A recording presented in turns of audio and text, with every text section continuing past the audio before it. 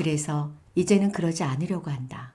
무엇이든 다 잘 해내려는 욕심을 내려놓고 방치해 두었던 나 자신을 챙기며 살기로 결심한 것이다.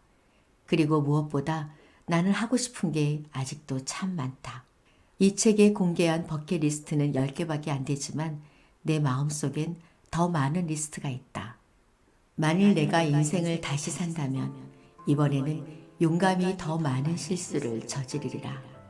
느긋하고 유연하게 살리라. 그리고 더 바보처럼 살리라. 매사를 심각하게 생각하지 않을 것이며 더 많은 기회를 붙잡으리라. 더 많은 산을 오르고 더 많은 강을 헤엄치리라. 아이스크림은 더 많이, 그리고 콩은 더 조금 먹으리라. 어쩌면 실제로 더 많은 문제가 있을 수도 있겠지만 일어나지도 않을 걱정거리를 상상하지는 않으리라. 아무리 준비해도 완벽한 준비란 있을 수 없다. 회사가 원하는 스펙을 다 채우려다 보면 30을 훌쩍 넘겨도 취업하기 어렵고 꼭 내 집 마련을 한 뒤에 결혼하려면 언제 결혼할 수 있을지 까마득하게만 느껴진다. 그러니 더 이상 완벽한 때를 기다리지 말고 60%만 채워졌다고 생각하면 길을 나서보라. 사진가 앙리 카르티의 브레송은 이런 말을 남겼다고 한다. 나는 평생 생의 결정적 순간을 포착하기 위해 헤맸다. 그러나 인생의 모든 순간이 결정적 순간이었다. 그래서 나는 완벽한 때를 기다리지 않는다. 내 삶에는 늘 빈 구석이 많았고 그 빈 구석을 채우는 재미로 살아왔고 앞으로도 그럴 테니까. 나는 가고 싶은 길을 갈 것이다. 준비가 좀 덜 되어 있으면 어떤가. 가면서 채우면 되고 그 모든 순간이 결정적 순간인 것을. 우리는 늘 선택의 기로에 서게 된다. 그런데 분명한 것은 어떤 길로 가는 게 맞을지는 모르지만 걸어간 길을 내 것으로 만드는 것은 나의 몫이다. 그리고 내 경험상 틀린 길은 없었다. 실패를 하더라도 실패로부터 무언가를 배우면 그것은 더 이상 실패가 아니었고 길을 잘못 들었다 싶어도 나중에 보면 그 길에서 내가 미처 몰랐던 것들을 배움으로써 내 삶이 더 풍요로워졌다. 때론 내 뜻대로 흘러가지 않는 인생 때문에 화가 난 적도 있지만 분노의 힘이 나를 살게 한 적도 있다. 그러니 어떤 순간에도 삶을 포기하지 말고 용기 내어 일단 한 발짝만 내딛어 보라. 당신이 누구든 어떤 상황에 있든 한 발짝을 내딛는 순간 알게 될 것이다. 용기 내기를 참 잘했다는 것을. 사람들은 자기가 원하는 것은 꼭 이루어져야 한다고 생각한다. 그래서 다른 길이 있을 수도 있는데 원하는 게 이루어지지 않았다는 이유만으로 실패했다고 단정짓는다. 하지만 그것은 하나의 문이 닫힌 것일 뿐 그 이상도 그 이하도 아니다. 게다가 하나의 문이 닫히면 또 다른 문이 열린다. 그러니 최선이 이루어지지 않았다고 해서 좌절할 필요가 전혀 없다. 사촌 오빠의 말처럼 최선이 아니면 차선이 있는 법이고 차선이 아니면 차차선이 기다리고 있는 법이니까. 그리고 나처럼 차선의 길에서 미처 생각지 못한 더 큰 가능성을 발견할 수도 있다. 정말이지 가보지 않으면 모르는 게 인생이고 끝까지 가봐야 아는 게 인생이다. 어른이 된다는 것은 그 꿈과 현실 사이의 차이를 인정하고 고통을 이겨내는 것이다. 진정으로 건강한 어른은 가끔 어린아이로 되돌아갈 수 있어야 한다. 그리고 자신은 세상에 하나뿐인 존재이며 어떤 상황에 있든 늘 흔들리지 않을 자아 정체성이 있음을 믿는다. 어른이 된다는 것은 결국 세상은 내가 바라는 대로 움직인다는 어린 시절의 전지전능함을 포기해가는 과정이다. 그리고 무엇이든 가능할 것만 같았던 어린 시절의 꿈을 떠나보내는 과정이다. 내가 바라는 대로 되지 않는 세상에 적응하고 꿈과 현실 사이의 균형을 잡아가는 과정을 겪는 것이 그렇게 슬픈 것만은 아니라는 사실을, 오히려 수많은 한계 속에서 선택하고 만들어가는 내 인생이 얼마나 소중한가를 말이다. 친해지는 것과 원만하게 지낸다는 것은 전혀 다른 이야기다.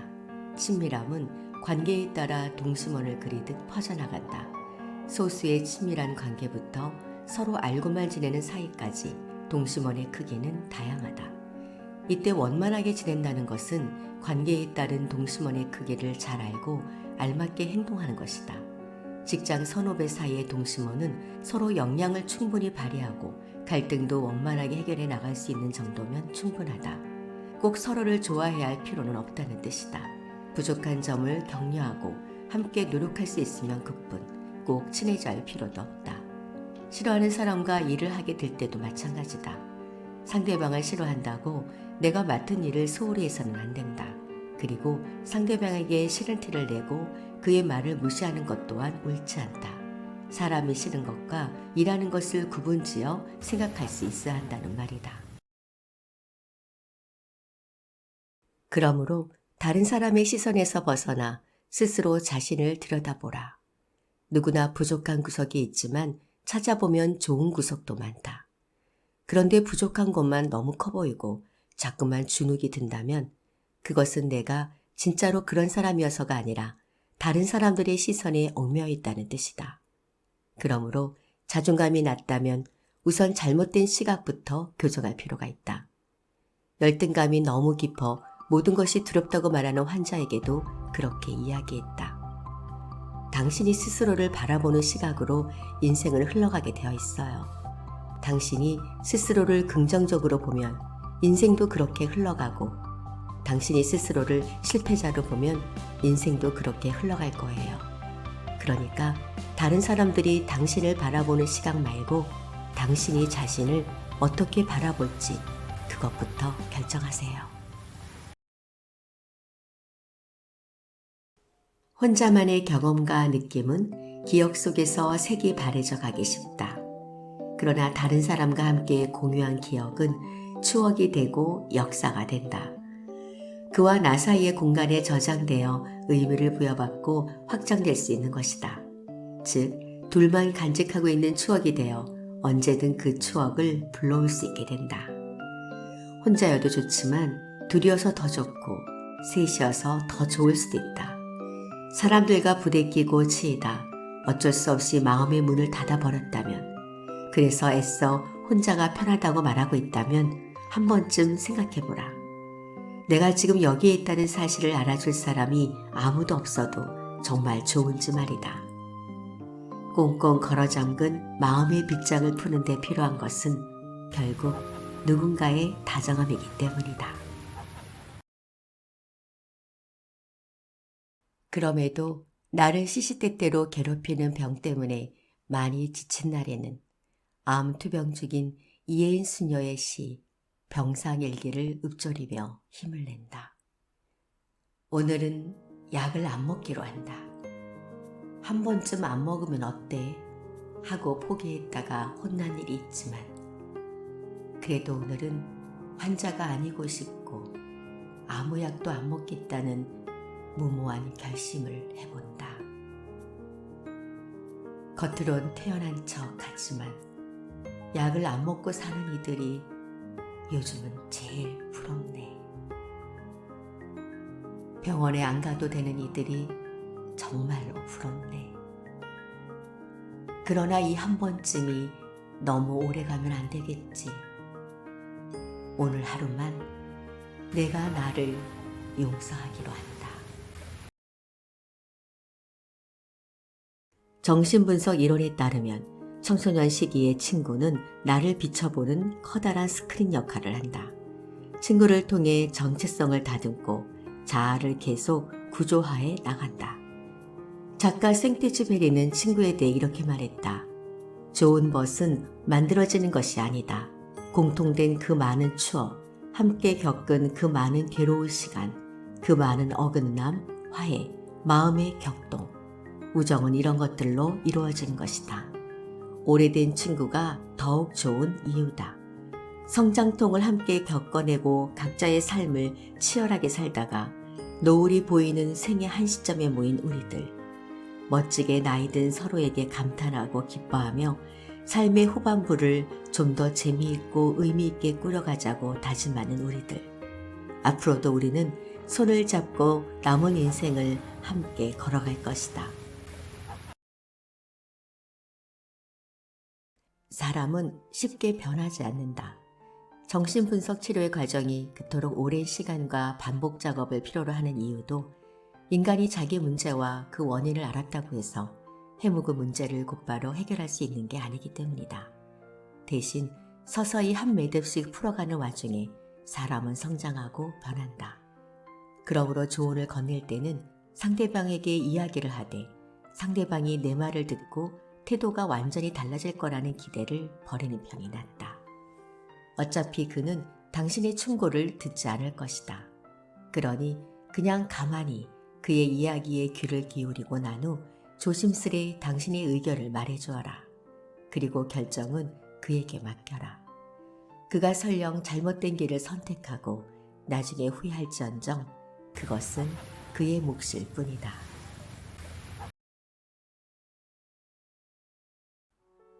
다행히 나는 너무 늦지 않게 다시 배우는 기쁨을 만끽할 수 있었다. 그리고 공부를 하며 나의 세계를 확장하고 나니 공부의 영역도 점점 넓어졌다. 세상과 부딪히고 사람과 부딪히며 내가 어떤 사람인가를 알았고 다른 사람을 이해하는 법을 배웠고 나 자신을 조금 더 사랑할 줄 알게 되었으니까. 하고 싶어하는 공부는 호기심의 영역을 점점 넓혀주고 인생 전반에 생기를 불어넣는다. 미켈란젤로의 좌우명은 나는 아직도 공부한다 였다고 한다. 하지만 이 또한 젊은 시절부터 갈고 닦지 않으면 나이 들어 즐기기가 어렵다. 그러니 너무 늦기 전에 호기심을 발동시켜 공부의 세계를 탐험해 볼 일이다.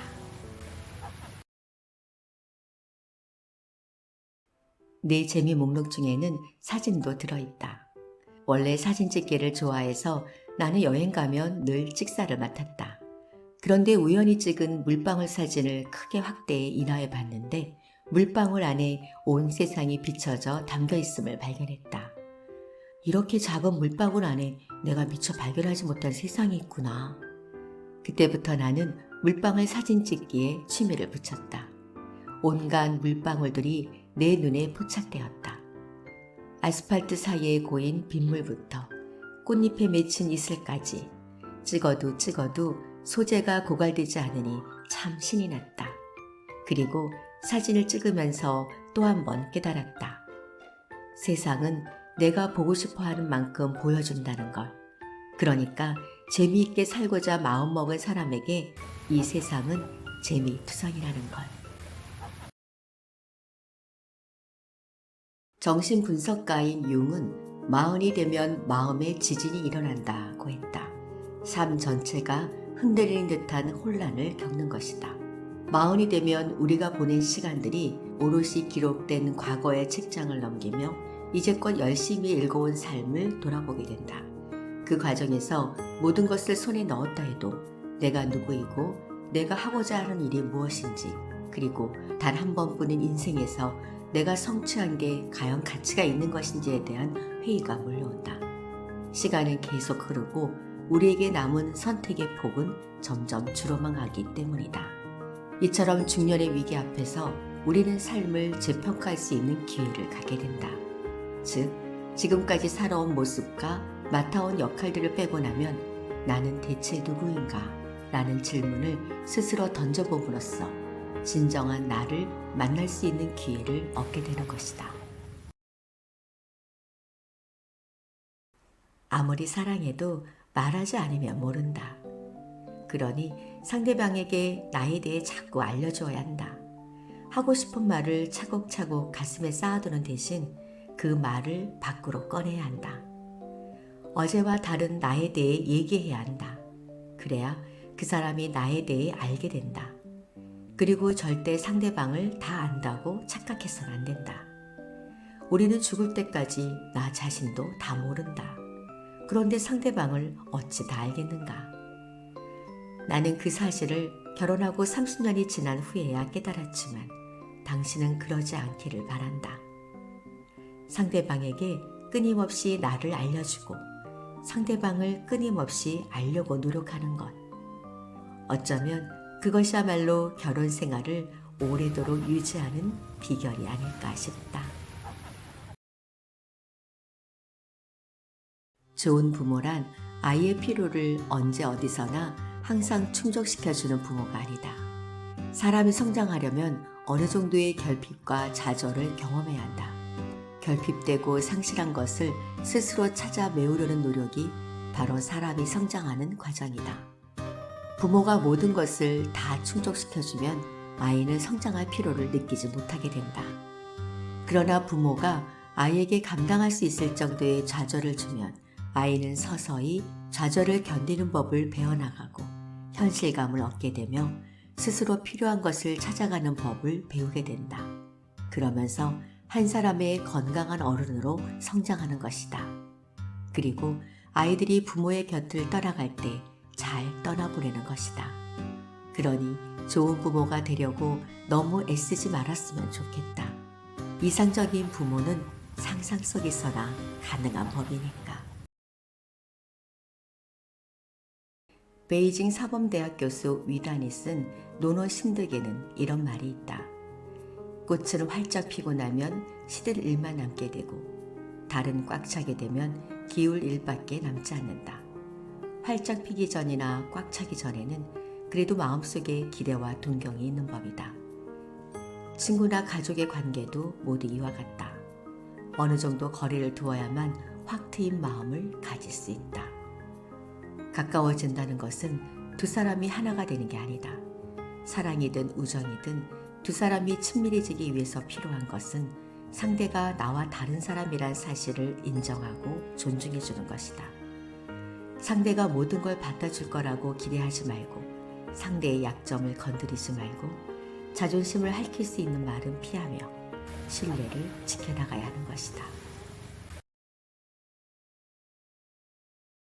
여행을 한 번도 해보지 않은 사람에게 혼자 해외여행을 가라면 무리일 수 있지만 아직 안 가본 가까운 곳을 친구와 함께 가보라고 하면 그리 어렵지 않게 시도해 볼 것이다. 그렇게 한두 번 가보면 자연스럽게 더 멀리 가고 싶은 마음이 들게 되고 나중에는 혼자서도 해외여행을 갈 용기를 내게 된다. 이처럼 작은 도전에 성공을 거두면 다음 도전이 더욱 쉬워지게 마련이다. 도전도 무기력과 마찬가지로 학습되기 때문이다. 알을 깨고 나가는 건 무척 신나는 일이다. 몸집이 커져 어느새 답답해져 버린 알을 깨고 나와 세상을 훨훨 날아다니는데 어떻게 신나지 않겠는가. 삶은 행동하고 느끼고 생각하는 것. 다시 말해서 경험 그 이상도 이하도 아니다.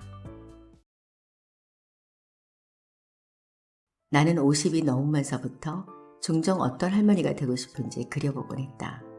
그때 나는 미처 발견하지 못했던 세상의 세세한 부분에 감탄하며 더 많은 것들을 보고 듣고 느낄 수 있는 할머니가 되고 싶다고 했었다.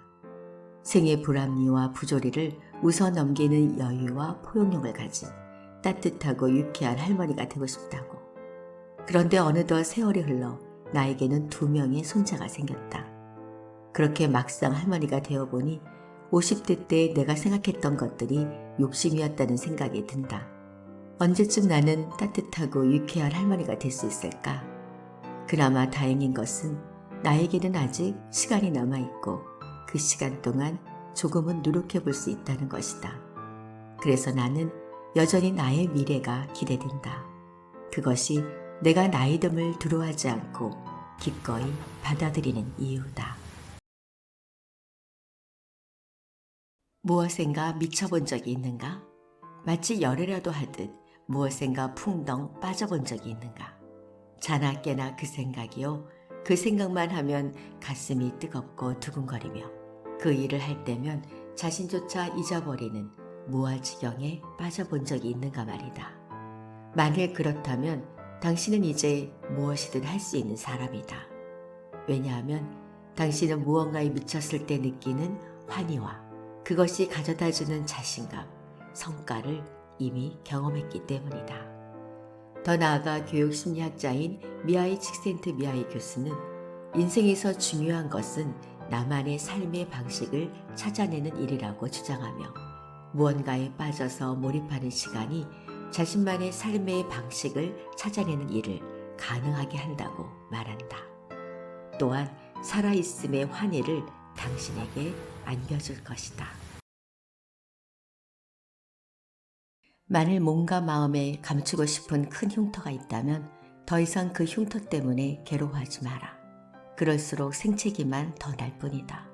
왜 상처는 벌써 아물었는데도 그 흔적 때문에 괴로워해야 하는가? 내 딸아이는 어릴 때 심장수술을 받았다. 지금도 아이의 가슴에는 그때의 수술 자국이 길게 나 있다. 딸아이는 그 흉터 때문에 고민이 많았는데 어느 날 나는 아이를 꼭 안아주며 말했다. 그 흉터는 바로 네가 큰 병을 이겨냈다는 징표란다. 어린 나이에 그 큰 수술을 견뎌내는 건 아무나 할 수 없는 일이었어. 그래서 나는 네 흉터가 오히려 자랑스럽다. 흉터야말로 당신이 그만큼 용감했고 강인했음을 말해주는 삶의 훈장인 것이다. 그러므로 큰 상처에도 불구하고 씩씩하게 살아남은 당신 자신을 칭찬해 주었으면 좋겠다. 시간이 얼마 남지 않았다면 나는 과연 무엇을 하게 될까? 영화를 보는 내내 그런 생각을 하고 있는데 갑자기 다음과 같은 대사가 나오는 게 아닌가. 고대 이집트인은 죽음에 대해 멋진 믿음을 가지고 있었던 거 아나? 영혼이 하늘에 가면 말이야, 신이 2가지 질문을 했다네. 대답에 따라서 천국에 갈지 말지가 정해졌다고 하지. 인생의 기쁨을 찾았는가? 자네 인생이 다른 사람들을 기쁘게 했는가? 대답해보게. 나는 인생의 기쁨을 찾았을까? 내 인생이 다른 사람들을 기쁘게 했을까? 선뜻 대답을 할 수가 없었다. 몸이 허락하는 대로, 그리고 내 삶이 허락하는 대로 흘러가듯 살아가고 싶다.